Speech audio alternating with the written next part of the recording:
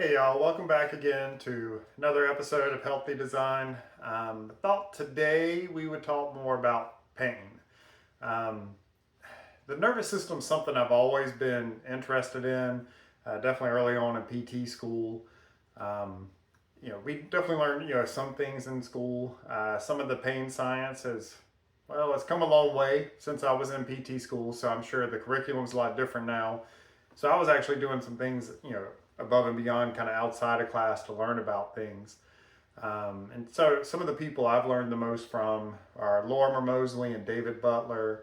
And then had a friend as well, Stuart, who's Australian, and he was able to teach me a lot of things. And shared a book with me a long time ago, Mobilization of the Nervous System by David Butler. So I was reading that as I was kind of finishing up school. And then one of my professors, Dave Morissette, he let me borrow some, I think it was from a course that about like complex regional pain syndrome. So it's kind of always interested in the nervous system. Also, the way it kind of relates to training for athletic sports as well. So there's always been that interest there. But I guess when it comes to pain, the best way to think about pain is different than what most people think. Um, Pain is really just a protective mechanism. It's just a way for your brain to try to help protect your body and help you to survive. So it doesn't matter if it's acute pain, if it's chronic pain, sharp, dull, throbbing, whatever type of pain it is, it's a protective response. And so I guess the way to kind of think about it, there's like this level you get to. So I like some of David Butler and Lorimer Moseley's books and some of the graphics they use to explain things. And so they have like a mountain. And so, you can climb all the way to the top of the mountain, but say 3/4 of the way up or so, there's this level where it's tissue tolerance. And once you exceed that level, now your tissues can't tolerate that level and you start to have tissue damage. So what's probably going to happen is a little bit below that, there's going to be this kind of protect with pain response, trying to keep you from getting to that point of tissue damage. And it makes sense that if we have tissue damage, there's pain there. It's not that where that tissue damage is, that it like that area. So let's use an example. Let's say you sprain your ankle. You can damage the ligament there. It could be very mild, not doesn't have to be a huge tear, where like complete rupture. It could just be a grade 1 where there's a mild strain. But that's damaged things. And so your ankle doesn't then tell your brain, hey, I hurt. All it does is kind of share that information with the brain, and then the brain has to decide what to do with it. And so that's where context and nuance is going to play a big role here too, because depending on the situation, you may or may not experience pain. So let's use a couple examples where that can come in. I'll share one from Lorimer Moseley and then one from my personal experience that's similar. Um, his is more masculine though. So it's in one of his talks, so that you can find on YouTube. I can't remember if it was the TED Talk or something else. But he's in Australia, so everybody knows they have lots of dangerous, deadly animals, snakes being one of them. And so he was out hiking and he actually got bitten by one of the more poisonous snakes, but he just thought it was like a twig that he had rubbed against and didn't think anything of it, just kept walking. And luckily, everything turned out fine. But later on, he realized he was bitten by this very dangerous snake. And so then another time he's out hiking with his friends and he actually does brush up against a bush and it's not a snake, but he's screaming and rolling around on the ground in pain. I may be exaggerating some, but you get the point. But that time it was just the twig, it wasn't anything else. But the brain had learned from that time before, like, we got lucky we survived that, so it was kind of on the lookout. For me, this was like a year or two ago. I might have shared it on Instagram or something like that. But I got bit by a horsefly. So, I'm 200 pounds or so. Horseflies like 0.2 ounces. I mean, I have no idea how much they weigh, but you get the difference in size. And I mean, it hurt. And so, I guess my brain got a little sensitive to that. And then one day when I got done climbing or doing some pull-ups and where my climbing wall is, when I came out, couldn't see anything, but I happened to brush that same shoulder against a spider web. Couldn't see it, spider web. And I mean, I just freak out, jump, and then I was like, okay, I might be a little too sensitive to that now. It's just a horse fly. Yeah, it hurt, but I mean, it hurt for a few seconds and then it was over with. So I'm fine. There's no issue there, anything else. And then I did brush up against something like a day or two later, a normal response, not that exaggerated jump and, scream kind of thing. So that's part of what that's showing, is that how our brains learn.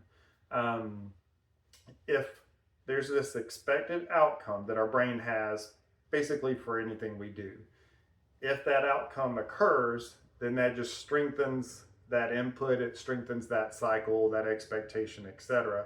So in this case, with our brain, it's wiring things even more strongly.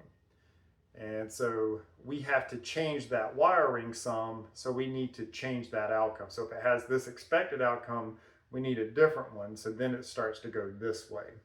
One way to think about it, if you have dogs and you have them in a fenced-in yard, you'll notice they'll wear a path in the yard somewhere. And same thing if you just like to hike. There's a path there because, people did set it up for everybody to stay on it, not go everywhere else. But if people stop going on that path, it will grow again. It'll be overgrown. You won't be able to see that path. So if you start going down a different way, now that gets worn out. The grass, vegetation there gets worn down. You can see this path. This one where there used to be a path, now the vegetation's growing, you can't see it. That's kind of what we're looking for in this case. We want to kind of change that pattern. And that's one of the things that Lorimer Moseley, David Butler talk about in their book, that for you to experience pain, the brain has to fire in a certain sequence and at a high enough rate for you to experience it. And so if we can change one small little thing, then we could change that sequence so it no longer fits, or maybe it's not firing at a sufficient rate. We'll come back to that more later, because we probably won't get too much into the treatment side today. Maybe try to save some of the treatment principles for next time, just so this video isn't too long.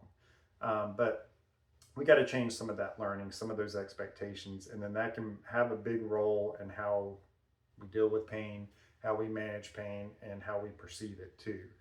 So, so I think that's one of the big things, is just that, especially when the pain becomes this chronic issue, there is kind of this learned behavior from our brain. And that can lead people to thinking that, well, my brain's just fighting against me, it doesn't like me. Well, it's actually the exact opposite. Your brain loves you. In that case, it's loving you a little too much. It's being, it needs to be protective. We want some protection. We just don't want over protection. And in that case, it's being overprotective.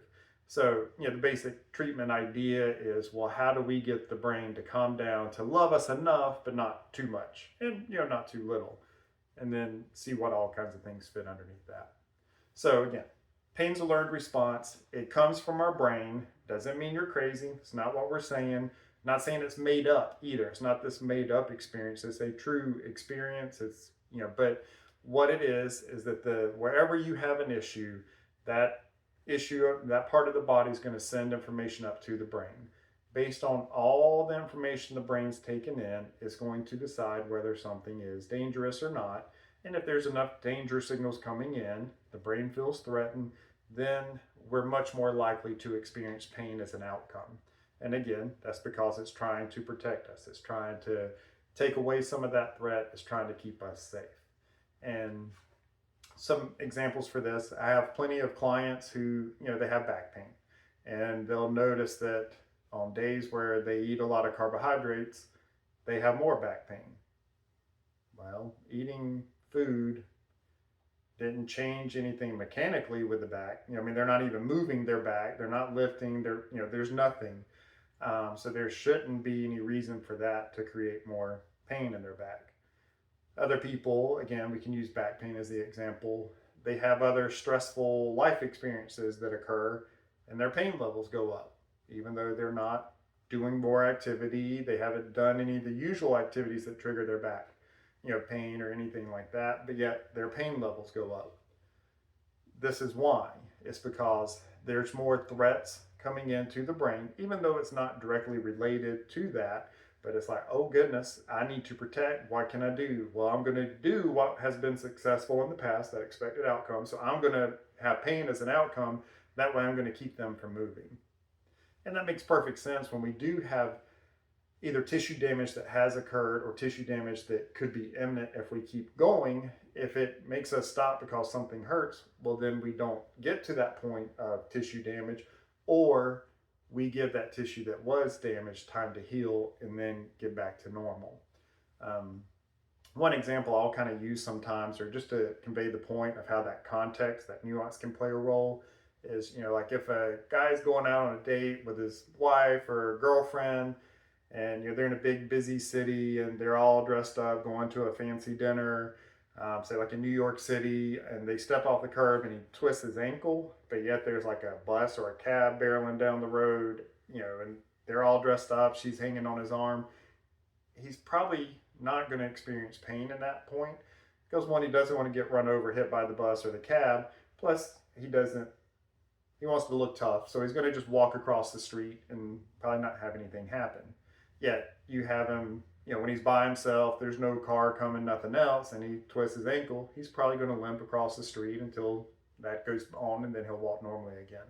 So again, just taking all that information in, the brain's got to decide what to do. If it feels like it's in your best interest to experience pain to help protect you from something, that's what's going to happen. If it's not, then you won't.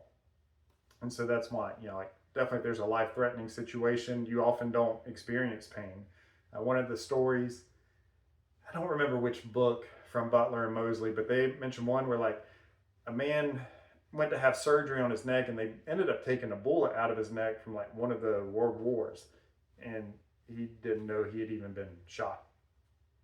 And in that case, it's real easy to see. You got bullets flying, all this chaos going on.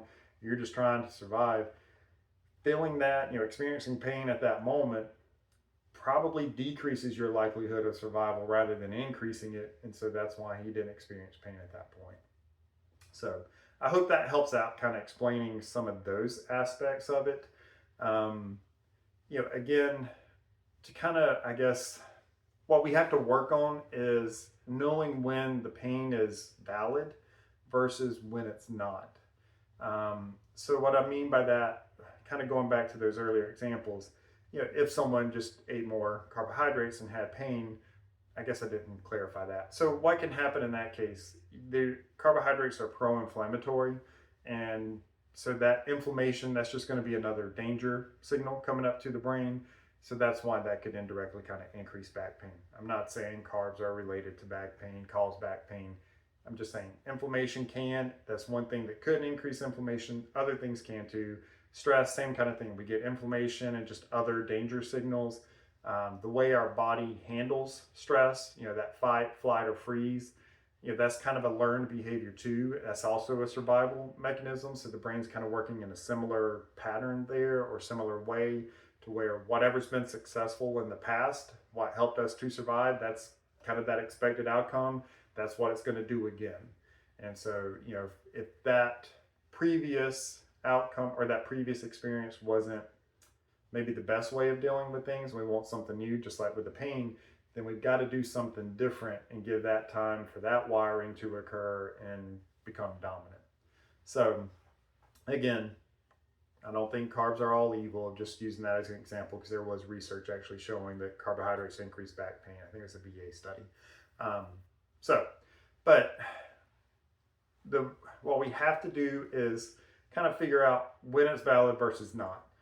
If we're just eating carbohydrates, well, we know there's no tissue damage occurring to our back. So then we can kind of talk to ourselves, be like, hey, I just, had a few more French fries that day or a big bowl of pasta, everything's fine.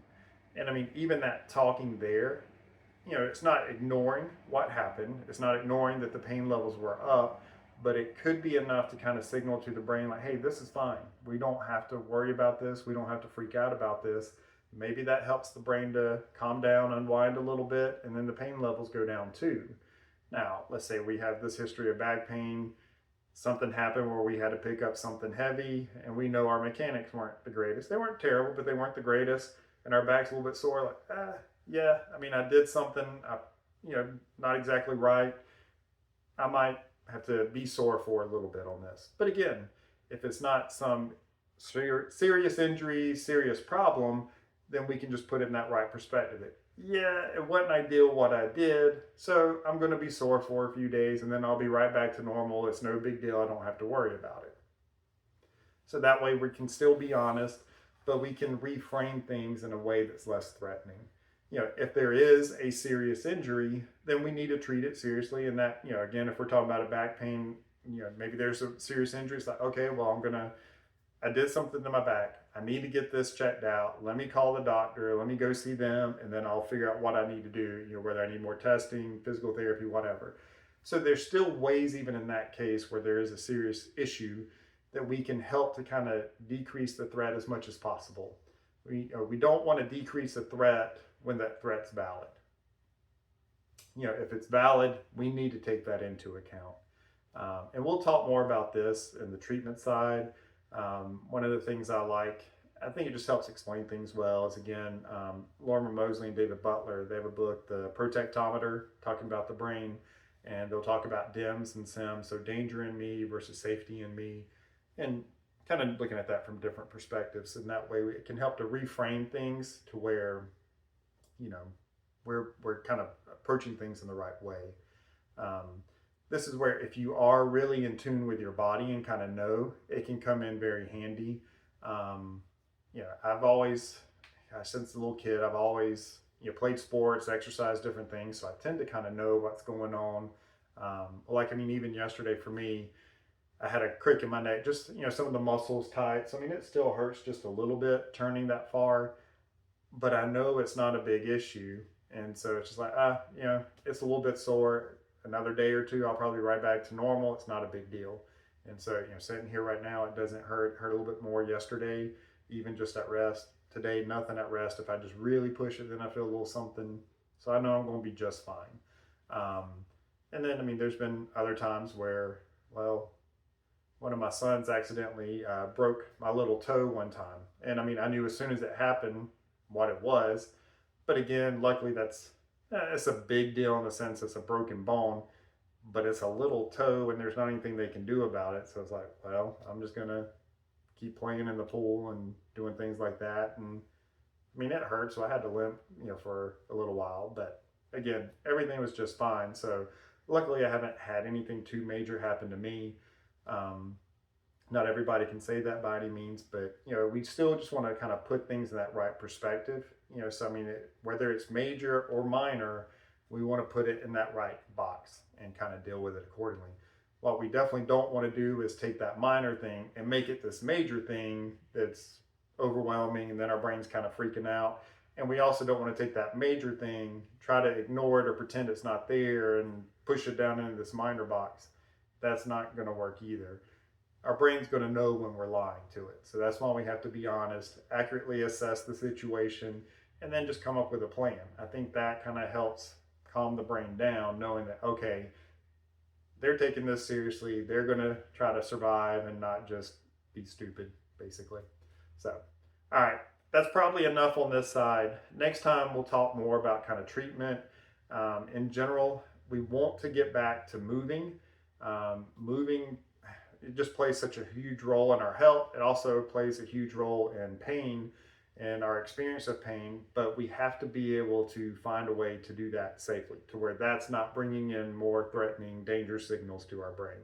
If it does bring in those more, if it increases the danger signals and the threat, then it's going to be problematic, because we're going to hurt more, and then people aren't going to want to exercise. So we have to figure out, what can we do to take that threat away, take that danger away, and kind of build up. And so that's where graded motor imagery and different things along those lines can come into play. And so we'll talk about that next time.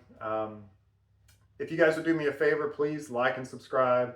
I don't say it very often. I'll say it periodically, but not very often, but it'd really help out. And again, if you do like things, please do that. If you don't do it. I don't blame you. I wouldn't either. Anyway, hope you guys have a good one. Talk to you next time. Bye.